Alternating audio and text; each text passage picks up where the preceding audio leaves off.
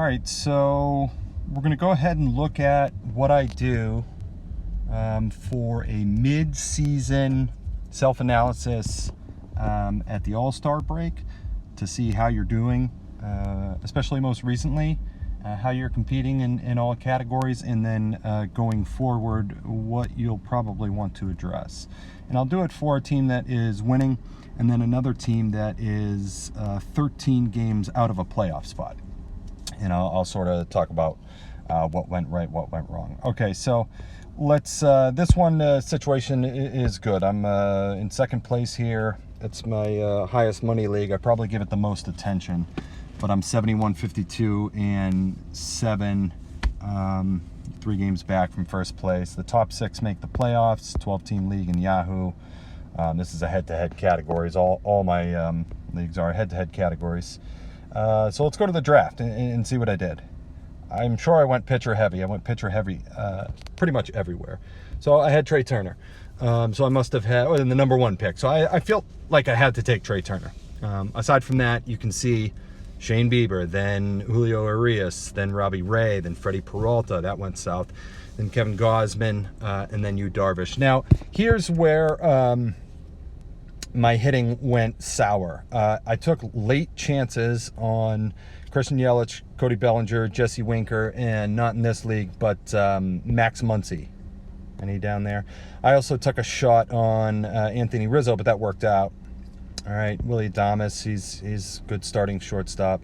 Austin Meadows is terrible. Josh Donaldson, I'm sure I don't have him anymore. Joe Dell's gone. Miguel Sano is injured and gone. Nick Senzel's turning it on lately, but he's long since been gone. Alejandro Kirk, I ended up trading in a deal with Bieber to get Mitch Garver and Verlander, but that was a good one. In the Soto, Pham, I might still have. Colomé, he's gone. Suarez actually is somewhat useful, but gone. Brad Hand, basically gone. So you can see I got 1 or 2 good hitters out of the deal.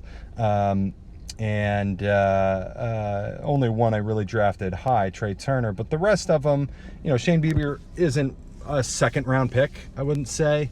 Julio Urias is debatably a third round. Robbie Ray's looking like he's definitely worth the 4th round. Freddie Peralta is nothing. Gausman, for the most part, has been a steal in the 6th round, in my opinion. Let's look at his numbers real quick. 157th ranked player. It's interesting. Maybe he hasn't.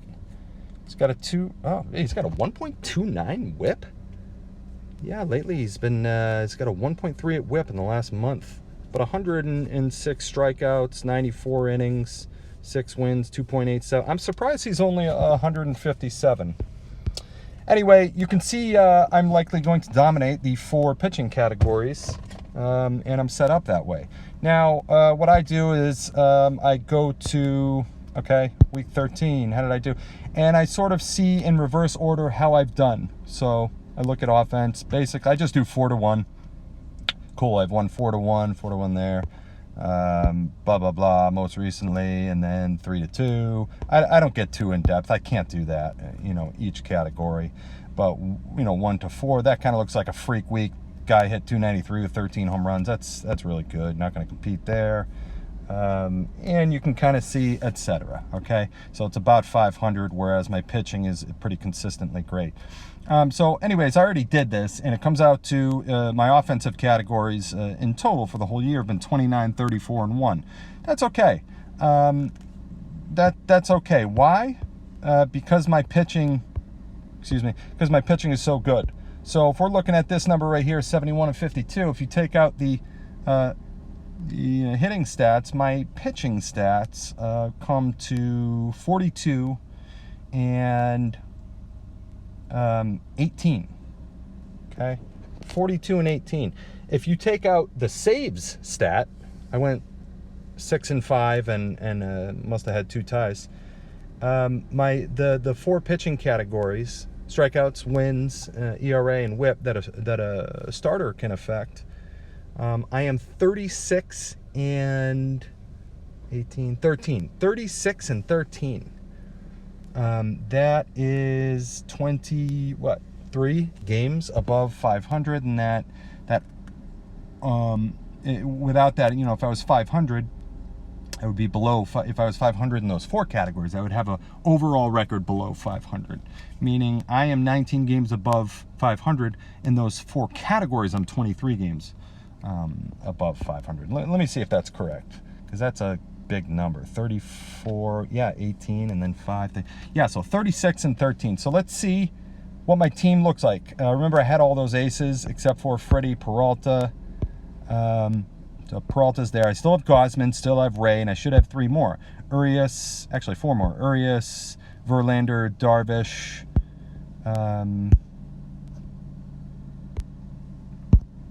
Let's go back. Did I have 7 or just 6? 1, 2, 3, 4, 5, 6. No, yeah, you're right. Okay, so only 6 aces, and I have 5, which is fine. I picked up Christian Javier, which is great. So I still have Gosman, Robbie Ray, Urias, Christian Javier, Justin Verlander, Yu Darvish. And before you think Robbie Ray is not an ace, let's look and see what he's done the last month. There it is. 39 and a third, 3 wins, whatever. 54 strikeouts in fewer than 40 innings, 1.6 ERA, and a .79 whip. Overall, he's been very good, 84 ranked, but also 3.5 ERA, 1.09. But that's, weighted toward the beginning of the year when he was not Cy Young-like, let's say, because we know he can be. So hitting was 29 and 34, even though I did not draft well. Let's see what happened here. Rizzo is not new. I've had him the whole year. He's been kind of a monster. I bet he's a top 50 player. There you go. And in the last month, 236 average is basically what he's batting for the year, right? Wow, in the last month, pretty good. So I just multiply times 6, although he's only 72 at bats. That's not a full, but 36. Yeah, he's got major power, and right there, it's got 102. If you multiplied it times 6, 102 runs, 84 RBI, 36 home run, and 236 average. Not too worried about that if he's producing everywhere else. And he chipped in 6 stolen bases, none this month. And that's only 72 at bats. I don't know how many. He walks a decent amount still, but not as much as he used to. So I don't know how many plate appearances. So that worked out. So Sean Murphy, I just picked up. So I did not have Kirk. Why don't we go to, I don't know, right here. Who did I have? Melendez. And that's who I've had for about a month. Okay, so I picked up MJ Melendez, and he's been, pretty good. Power, not great numbers. He has not been Alejandro Kirk. I probably lost out on that deal where I gave up Bieber and got Verlander and traded Kirk with Bieber. I got a better pitcher, but I didn't get a better catcher. I think Garver's out for the season, but anywho, second base, you know what? India is new. Let's look at third base. India is new. Miranda is new. I still have Yelich. I picked up Naylor. I still have Pham. Okay, and I have Adames, Pasquantino. Okay, so third base. Okay, Justin Turner down there. So I got Justin Turner. Most of the year was not very good. I picked him up, I think, when he was doing terribly or something, because he always kind of turns it on and has a resurgence. He's done that a little bit. I bet it's not as good as we think, but the last month, oh shit. So that's excellent. And 92 at bats, and he walks in the last month, so he's played. The DH has helped that. Now, you multiply times 6, that's a 348 batting average. Forget the stolen bases, but that's a rate of 24 home runs, 90 runs, and 120 minus 6, 114 RBI. So that dude's filthy. He's kept it up, too. So that was a great pickup. Bellinger and Yelich I've stuck with them too long. Yelich, 89, that's just because of the stolen bases. But look at the last month. So if you prorate that out, 87 at bats, he missed a little bit of time, but if you multiply it times 6, 6 home runs, 24 stolen bases. 24 stolen bases, great. 6 home runs, 48 RBI, 120 runs, great. But the reason he has so few RBI lately is because he's been put in the leadoff spot. but you can still blame that on him because he's in the leadoff spot, because he's not driving in a lot of runs, because he wasn't showing a lot of power. He hasn't helped me, okay? I don't care if he's 89th. That's just because he's contributing to 5 categories, and that's weighted supremely differently. So let's see. I probably got to get rid. I got to keep him on my bench, okay? But if he's just, at some point I got to cut him. At some point he's friggin' D. Gordon subprime. You know, at some point you just got to cut the name or try to trade him. I have Bellinger. You can see I'm not starting him. Well, he doesn't have a game today, but he's produced at about a 2020 pace, right? So 4 and 4 there, 219 average, whatever. But multiplied times 6, 12, 120. So, you know, if you prorated this last month, just the calendar month of play, he would have 24 home runs, 24 stolen bases, 48 RBI, which is pitiful. But they have so many at-bats in that Dodgers lineup, and he basically hits 7th, 8th in front of, you know, the 1-2 guys a little bit. Sometimes he's got 2 guys until he gets to the top of the order, but he gets a lot of runs because of that. And so he's got, what is it? 12, 120, 12, 108, 108 run pace, you know, along with the 24 home runs and the pitiful RBI and the 24 stolen bases. So I'm not playing him all the time. I just picked up Miranda. Let's see what I've gotten by with, though, okay? Just have to go this far. Yeah, it's Friday. So what was my lineup? Justin Turner. Apparently I have an India for a while. Okay. So first base, it looks like I've gone on and off. Probably picked up Connor Joe because they were playing at you know, Rocky Stadium at one point. I know that game says they aren't, but McCutchen. Okay, so I'm rotating through some guys. So you can see I am starting Bellinger most of the time, probably. That's a mistake. I think I only need to when I need stolen bases or runs. And how do I know when I need that? We'll talk about that in a little bit. But look, I got McCutchen, rotating him in, Biggio, Pham's been steady, and Connor Joe and catcher. So I got about 3-4 spots I'm rotating in and out. All right. Oh, good. Oh, that's week 10. I was going to say I was losing this week. I think I'm losing. Yeah, 3-6. And if you look at my recent history offense, I think it's about 500. So let's just call that today's last day, right? Yeah, 3-2. So I'm 3-2, even though it's not final. Cool. So 3-2. So 4. Yeah. So 7-3. Just go back 2 more. 7-3. Now we got 10-5, 11 and. So a little bit above 500 for the last 5 weeks or whatever, 11-9, 4 weeks. And it's really just all been on the strength of, even though I'm losing all my pitching categories. Well, that's why. But on the strength of, no, not July 8th, my pitching that still exists. Okay. Yu Darvish, pretty damn elite. Not elite, but oh, look at that. He's gotten even better. He's getting better. Shit, he's got a sub-1. That's really good. We know Justin Verlander's been friggin' filthy. Just filthy. Just filthy. Javier has been very good. I just picked him off the friggin' waiver wire, guys. Okay, look at those numbers. That includes the 27 strikeouts back-to-back and the 2 starts, but which probably won't happen again. But 49 strikeouts, 27 innings, .83 whip, and that's with some crappy starts in there, like this latest one, and the one before wasn't that great. But I kind of have my 6 aces. Lodolo I like, even though he's not phenomenal. I just had to try to get Jordan Lyles. He's just a streamer. So I think I'm going to hold on to Marquez because he might be decent. I have Heaney and I have Freddie Peralta. Is he coming back? Could return in August. Yeah, nobody's counting on him, but it's an IL spot. So here's what I do. I say, okay, my hitting's not great, but it's actually decent in the last 4 weeks. Well, let's go to week 15, man. Okay, I'm not such a dominant, you know, offense that I can't drop any of my players because they're so good. No. Okay, so let's look at the team. Let's scout them. Okay, you got 1 stolen base guy, 1.5 without Altuve.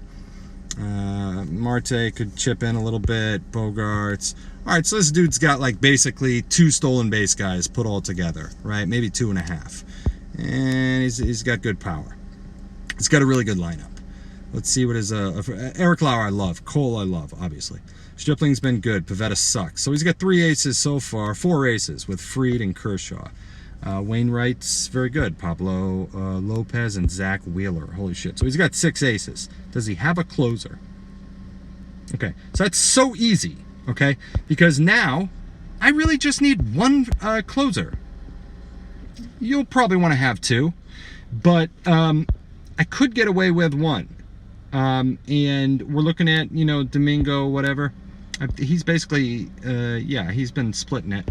He's got 1 in the last week, 2 in the last 2 weeks. Soto's the dude there. He's got 3, 5 in the last month. But, you know, they don't win a lot. But the last 2 weeks, they played a lot of games. He's got 3, 1 last week. So you're probably going to get 1 or 2 out of that. Now, you got to watch your teammate and see, I mean, your opponent, and see what they do, what their moves are, and if they get a closer. But chances are they're not looking at it. And I could probably get away with, no, I wouldn't do that. But I would just keep those 2. If I had 4 closers who were like half and half, I had like a Brad Hand and, I don't know, Trevino, I would drop them both and just go with these 2 guys, Dominguez and Soto. Now, in order to compete with his numbers, this other guy's numbers, the counting totals, Lyles, obviously I can drop. Marquez, I can drop.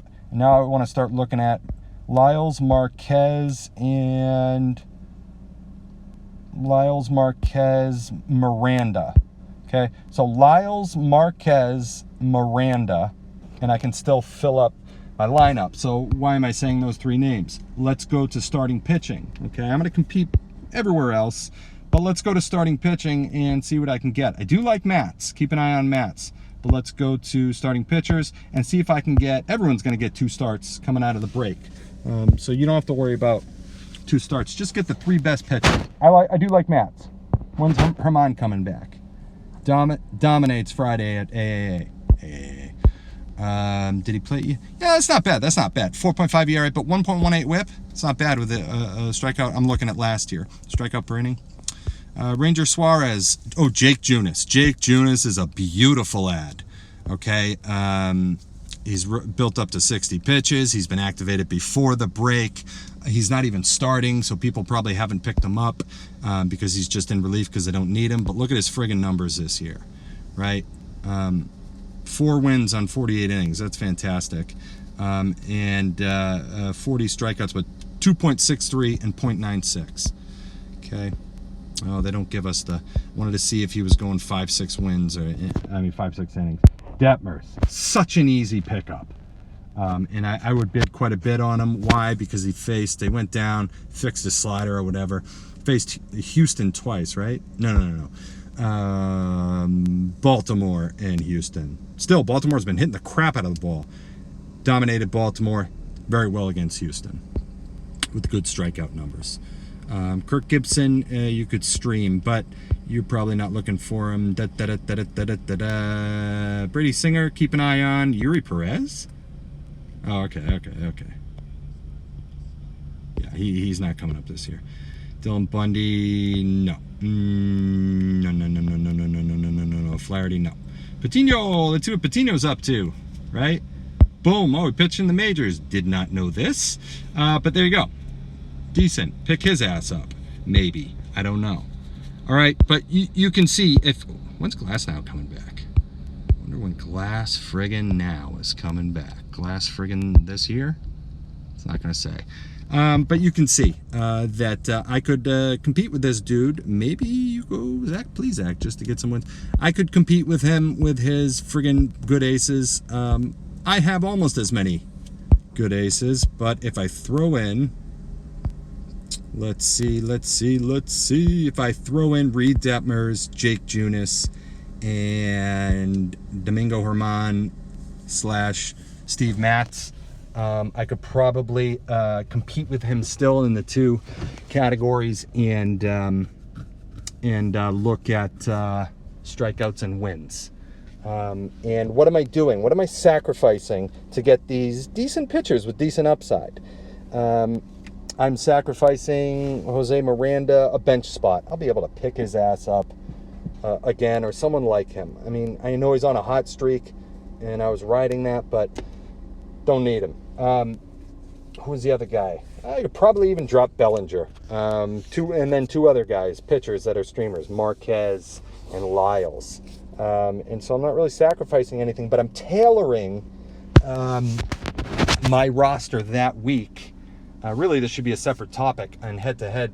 Tailor your roster week to week to compete in every category. Now, if that dude had 9 aces, 9 of the top, let's say 35 best pitchers, and I only had 4 or 5, I don't know. Maybe I don't even try. Maybe I don't even try at all. Maybe I just try to go and get 3 categories out of him. Pick my spots here with my aces and try to get whip, ERA, and saves, because he doesn't have any saves. And then after 20 innings, boom, I can shut my offense down. And, you know, if I have like a 2 ERA and a .9 something whip after, you know, a couple starts and a couple saves from my aces and closers, you know, and then you can steal 3 categories from his friggin' strength. And then you go to his offense, and he's got a good line. Who's this, Cole World? He better be in first place. No, he's in 5th place. But he's got a damn good team. He's got a really good team. Wilson, dude, not Williams, William, whatever. The good Contreras. Yeah, Wilson, Contreras, Corona, Altuve. Chapman's going to be better. Bell's great. Marte's, Gurriel's, Bogarts. And then he's got Larry. He's got a good lineup. It's not great. He's got a good lineup. He's got Lauer. What a son of a bitch. So I'm going to count Lauer as an ace, even though he's not. 1, 2, Cole, Fried, 3, Kershaw, 4. And you just hope he starts. Stroman's doing that well. You hope he starts Stroman and Fried. You know, 4. Wainwright, nah, I don't know. He's good under a 3.5. Oh, really good. Okay, I'm gonna go 4.5 ace. Pablo 5.5. Wheeler 6.5. So he's got 6.5 aces. So I may have freaked out a little bit too much. I have 5, right? 1, 2. I'm gonna call Javier 1, 3. Urias 4. Robbie Ray 5. Gosman 6. I'm not even sure I needed to pick up those guys, but his guys might be slightly better. So I might trim that down, but you can see what I'm talking about. If the guy has, you know, what is it? Starling Marte, and I don't want to have to think of them, all right? But like 3 other guys that have stolen bases in the 20s already, then he's going to win stolen bases, okay? I don't care if I throw Bellinger and Pham and Yelich. Actually, I have Turner. So, but you know, if I didn't have Turner and he had Turner and Starling Marte and Lindor, right? And I don't. I have just middling guys. Yelich is decent. Bellinger is all right. He might get me 20 total. Then I just wouldn't even commit my resources to stolen base guys. In fact, the guys who are just heavily favored towards stolen bases, I wouldn't even start them. Like Yelich, I wouldn't start him.